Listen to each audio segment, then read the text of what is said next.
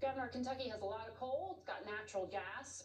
Mr. Trump has selected Chris Wright, the CEO of Liberty Energy, to be the next energy secretary if confirmed. He's also selected Doug Burgum, the governor of North Dakota, to run the Interior Department, and he's promised to open up more federal lands to drilling. Do you have any idea what the impact would be on your state from the signals being sent with these selections? Well, we'll see. I saw the comments recently from the CEO of Exxon, which was a little different than what we might expect, talking about needing to move to greener forms of energy regardless of what the policy of the day is. And I certainly see from companies that are coming into Kentucky each and every day. We just announced a new industrial battery facility that's going to create 1,600 new jobs.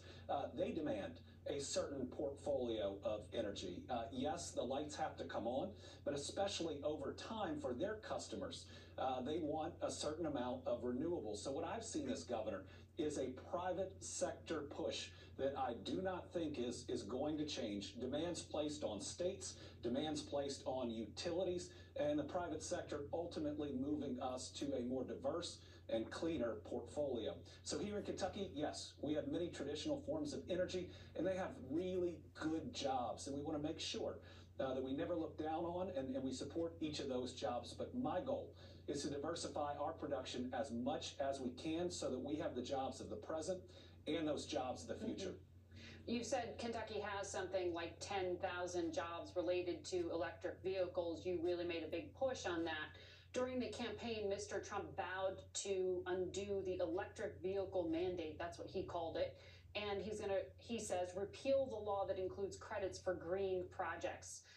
Do you know at this point if Republican leaders intend to keep parts of that? And are there projections on what repealing that law entirely would do to the job creation in your state?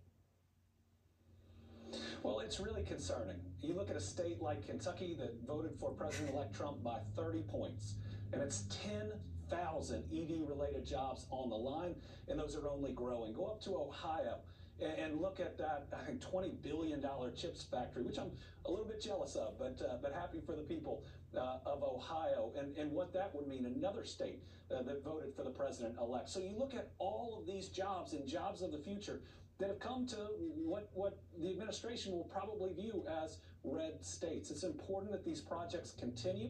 Remember, a lot of the people taking these jobs that support their families, voted for President-elect Trump because they thought that would improve their job, that he was focused on their job. So I hope that he will get good advice, and I'll do everything I can to get my message out to our federal delegation of how important these jobs are. And they're not in urban Kentucky. They're in rural Kentucky. They are game-changing investments that have created a bright future here, and I'm certainly going to do everything I can as governor of Kentucky to protect them. And not because I'm a Democrat, but because I've shown my people that every single day I'm going to try to create a better life for them, and that's what those jobs do. Yeah, $14 billion between now and 2030 was what was promised to your state. I wonder if you just think Democrats didn't do a good job of explaining that. Well, I certainly don't want to do any finger pointing because the vice president had 107 days, and she did her very best. And I proudly crisscrossed the country in support of her. But what I know is going forward over the next couple of years, we have a chance every day, every moment, to show the American people that we are laser focused on jobs, on their health care, on their infrastructure, on their kids' education, just those everyday worries. And with this administration, at least right now, selecting some very extreme appointees, it's a chance to make a real difference, to really show people that we're where their basic needs are. Well, but there was, as you know, some analysis after the fact among Democrats about the focus on some culture war issues, or so to speak. Congressman Seth Moulton said of transgender issues, I have two little girls. I don't want them getting run over on a playing field by a male or formerly male athlete. But as a Democrat, I'm supposed to be afraid to say that. He says he's speaking authentically and said Democrats should do more of it. Do you think Democrats have been out of touch on some of these things that obviously resonate in states like yours? Well, I think that all candidates should stand up for their beliefs, and that we don't have to abandon those beliefs. You know, I vetoed one of the nastiest anti-LGBTQ bills that my state had ever seen in my election year.